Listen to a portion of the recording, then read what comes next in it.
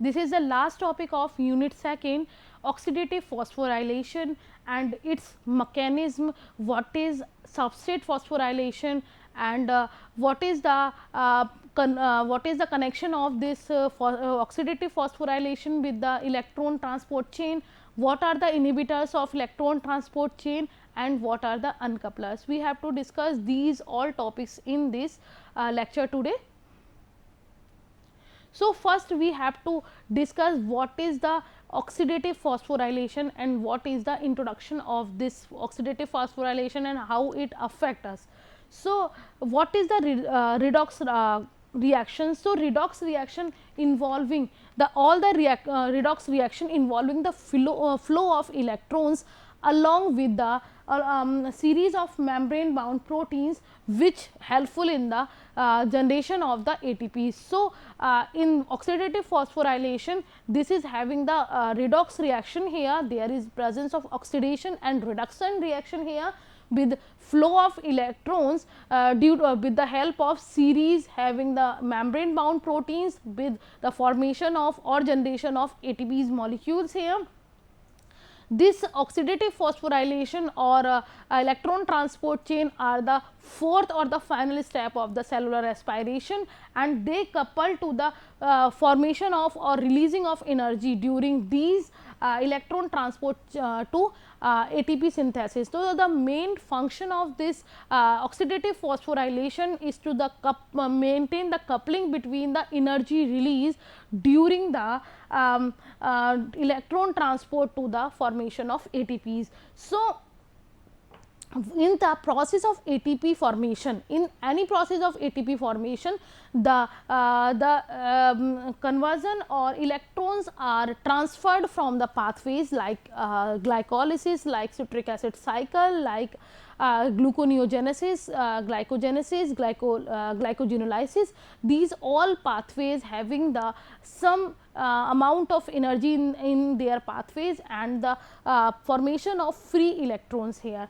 These free electrons are transferred from the pathways to the here mitochondria and with the help of electron carrier proteins, and these carrier proteins are known as NADH or FADH2, and they are reacted with the reduced compounds or hydrogen ions here to form a high energy molecules, and the location of these oxidative phosphorylation is also a mitochondria.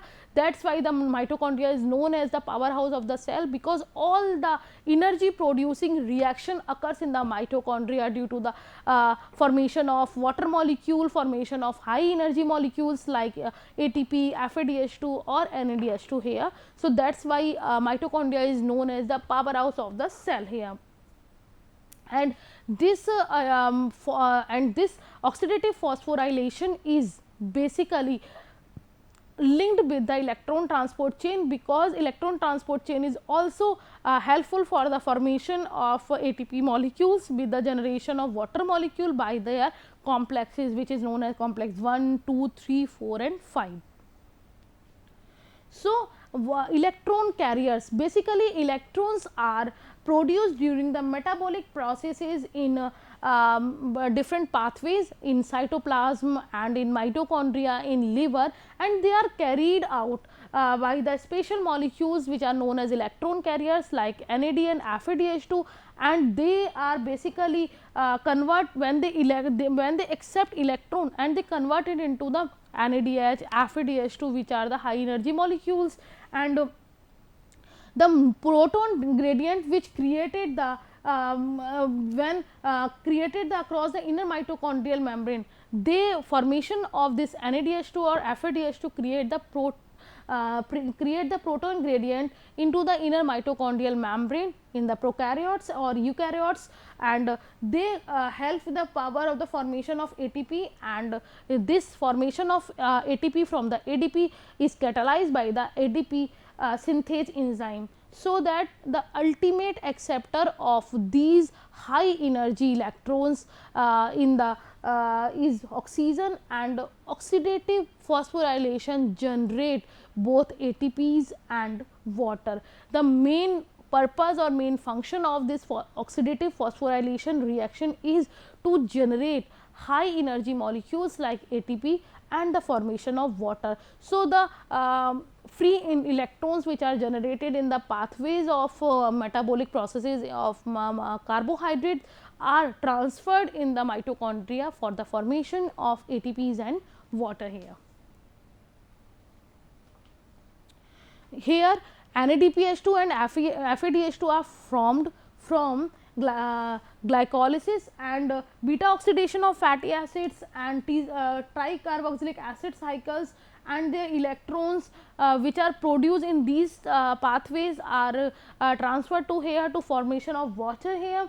And these electron transfer are carried out from the pathways to mitochondria by different processes here. And finally, these by the processes of these different steps or help of different complexes present in the electron transport chain are coming here in the mitochondria to form water from molecular oxygen. So, what is the function of this electron transport chain is to facilitate the control of free energy, which is synthesized in the conversion of larger molecule to smaller molecule in the metabolic processes, and it is stored in the reduced cofactor during the metabolism process. Here, when the energy is released, which is transported from the pathways to the mitochondria and the formation of high energy molecules. So, this energy is used to phosphorylate ATP, ADP to conversion of ADP here. And what is the mechanism? The mechanism which affect the oxidative phosphorylation is basically explained the two different theories. The first theory is chemiosmotic theory. Here in chemiosmotic theory, the transfer of electron from electron transport chain cause protons to translocate it from the mitochondrial membrane or mitochondrial matrix to the intermembranal space at the three sites of ATP formation here. So, which results in the electrochemical potential difference across the inner mitochondrial membrane, mitochondrial matrix and inner mitochondrial membrane having the potential difference in between them.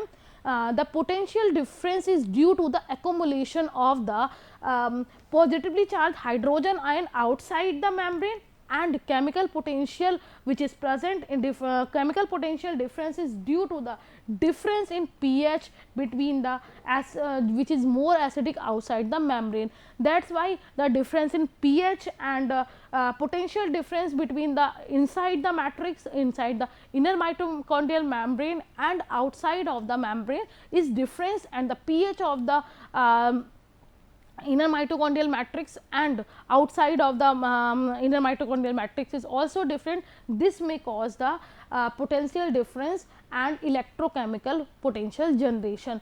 So, that is why this is mainly responsible for the formation of the ATP generation here. So, this electrochemical potential difference basically derive force or gives force to the ATP synthase enzyme to generate ATP from the ADP or inorganic phosphate. So, the electrochemical potential generate in the differentiation between the inner mitochondrial membrane matrix and outer mitochondrial matrix, this may trigger a force, this may trigger a potential difference, trigger a force or drive a force to generate ATP from the ADP and the unorganized inorganic phosphate here. The second one is chemical theory, that is chemiosmotic theory which I have discussed here. The second one is chemical theory here.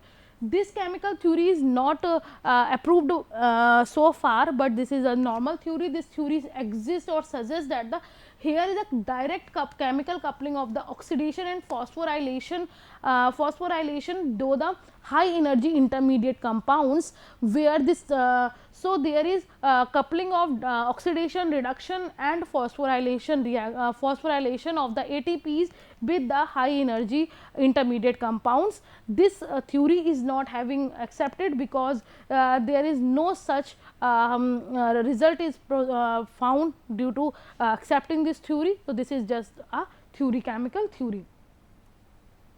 This is just the diagram of oxidative phosphorylation, wherein mitochondria with the help of when the conversion or passage of hydrogen ion from the cell to inner membrane space, inner mitochondrial membrane from the outer mitochondrial membrane. So, there is generation of or protein differentiation of electron charge between the two layers. So, there is a driving force occurs here which helpful for the formation of ATP here. So, this commonly passage of hydrogen ion from outer layer to inner layer helps to give in the to generate a force for the formation of ATP and the pyrophosphate bond to form the ATP here.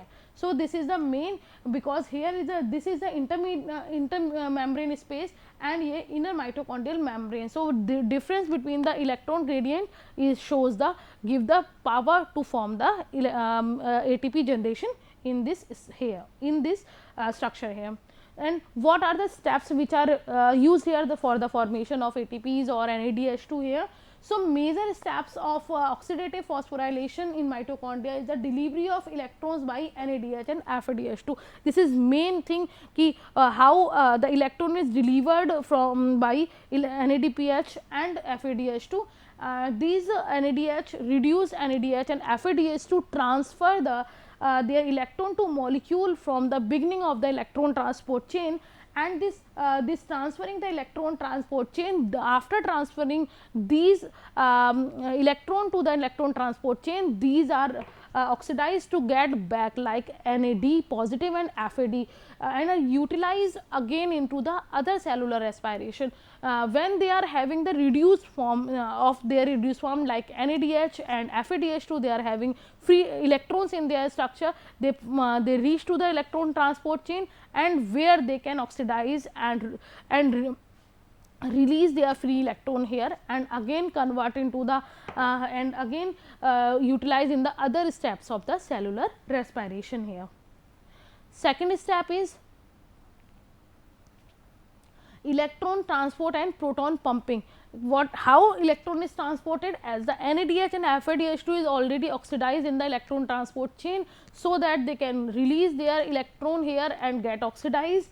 So, they move from the high energy level to a low energy level and thereby they release the energy, they release energy, and the sum of the energy is used to move the electrons from the mitochondrial matrix to the mitochondrial matrix to intermembrane space. Therefore, there is a generation of electrochemical gradient here. So, this is the main reason for the conversion of the transfer of the high electrons from the high energy level to low energy level, and thereby they can release energy easily, and the energy release is due to the moving of the electrons from the inner mitochondrial membrane to the matrix of the mitochondria, so that there is generation of the electrochemical gradient.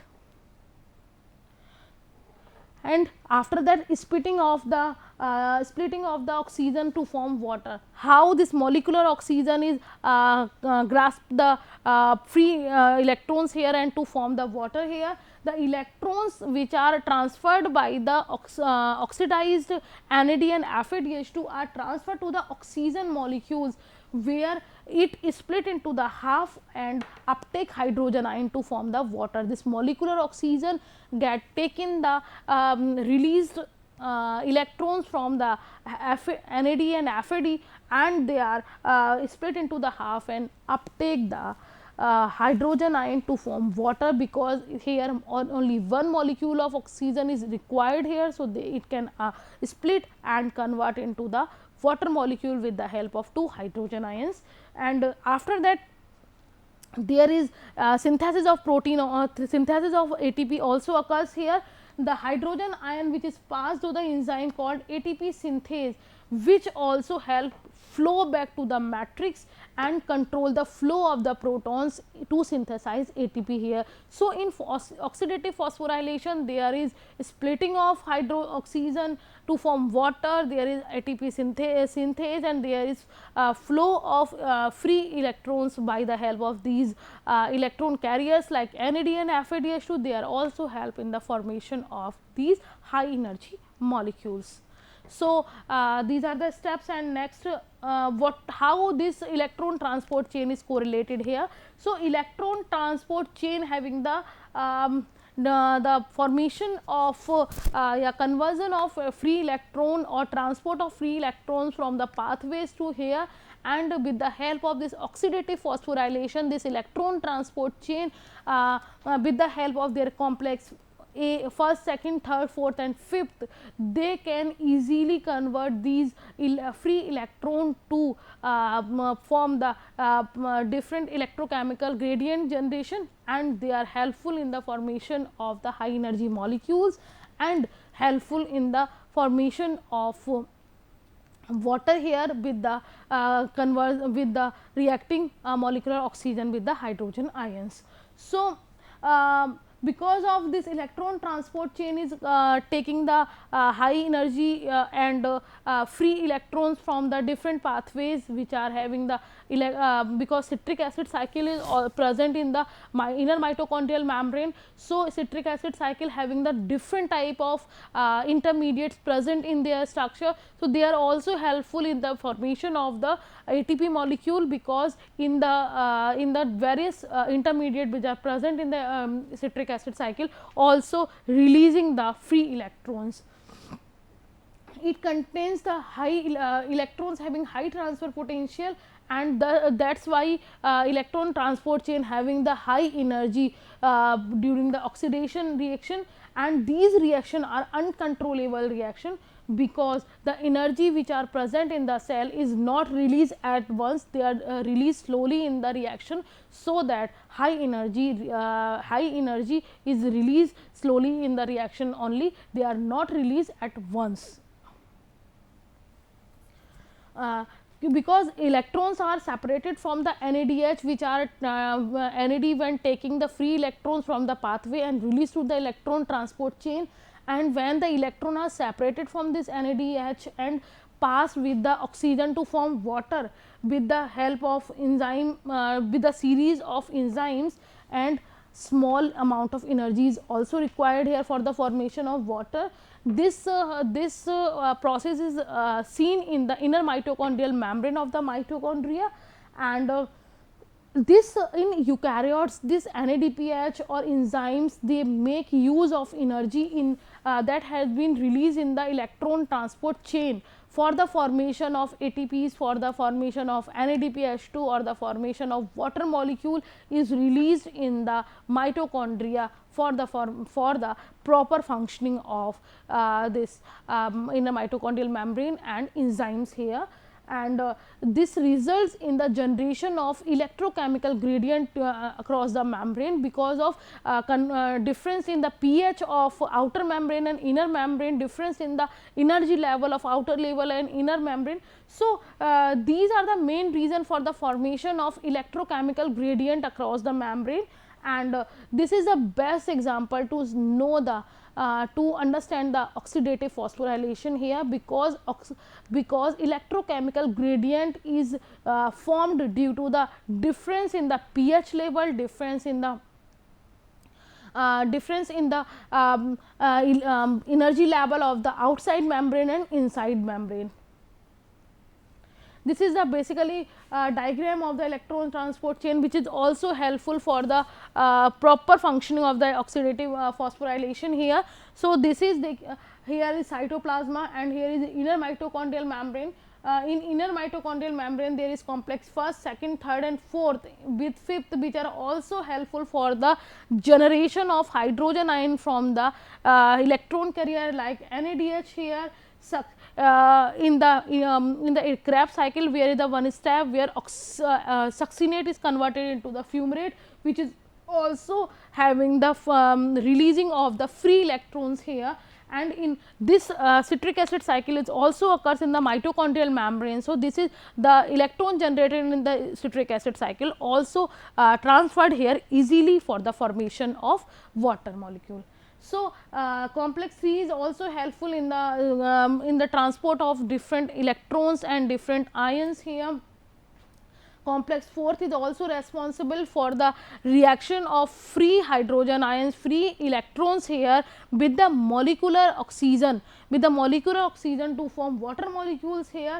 And in when we will see that there is ATP molecules in the complex 5th. In complex 5th, where is the voltage difference between the F0 and F1 is also present here, and in this hydrogen ion is also transferred from inner mitochondrial membrane to outer mitochondrial membrane. And when there is a low molecular low energy compound like ADP, adenosine diphosphate, is reacted with the free phosphate group here to form high energy molecule, which is known as ATP here. So, this is the basically electron transport chain, which is reacted or working together with the oxidative phosphorylation for the formation of water and energy here. And what is the PO ratio, phosphate oxygen ratio? This phosphate oxygen ratio is basically referred to the amount of ATPs produced during the movement of electrons, though the entire defined transport chain, electron transport chain, which is terminated by the reduction of an oxygen atom. So, what is oxygen, what is P by O ratio? It is phosphate oxygen ratio, which is normally refers to the what amount of ATP produced due to the movement of two electrons in a defined electron transport chain, which is terminated by the reduction of one oxygen atom.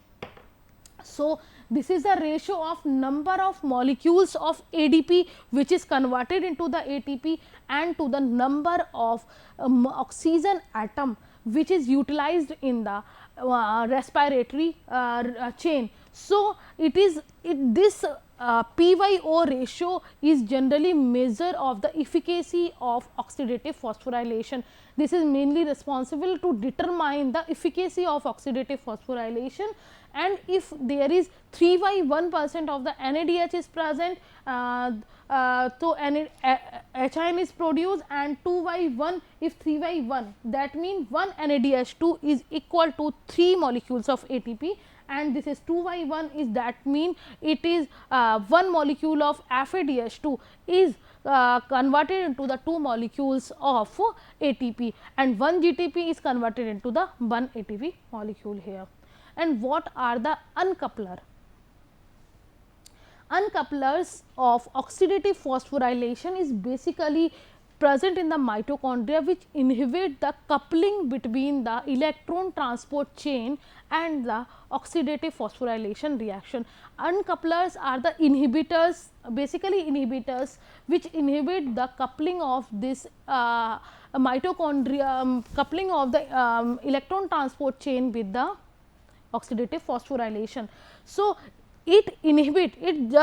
uncouplers just inhibit ATP synthesis without affecting the respiratory chain and ATP synthase. They cannot affect the enzyme ATP synthase, they cannot affect the respiratory chain, they just inhibit the synthesis of ATP in the reaction. So, the example of these SF6847, salicyl anilide, S13, these two are the uncoupler level which are used for the reducing or inhibiting the coupling between the electron transport chain and the oxidative phosphorylation. And the next is next topic is substrate level phosphorylation. We already discussed oxidative level phosphorylation. Now, we will discuss substrate level phosphorylation. This is the process where ATP is produced by oxidation of organic substrate without active involvement of electron donors like NADH or FADH2 to produce a electron without using NADH2 or FADH2. Example, in glycolysis and TCA cycle, they do not use electron donors like NADH and FADH2, or there are two methods, oxidative and substrate level. So, the importance, because it is a regulated process of ATP production, and quicker and less effective source of ADP and independent of electron transport acceptor. This is having the significant for human erythrocytes, because those not having the mitochondria, they are also help for the formation of ATP generation in the such organs where a mitochondria is not present, and they help in the formation of the ATP and GTP by the transfer of phosphate group from the substrate. So, they involve in the transferring phosphoryl group from donor to the acceptor compound. So, this is the general discussion about the oxidative phosphorylation, substrate phosphorylation, uncoupler level and formation of ATP. Thank you.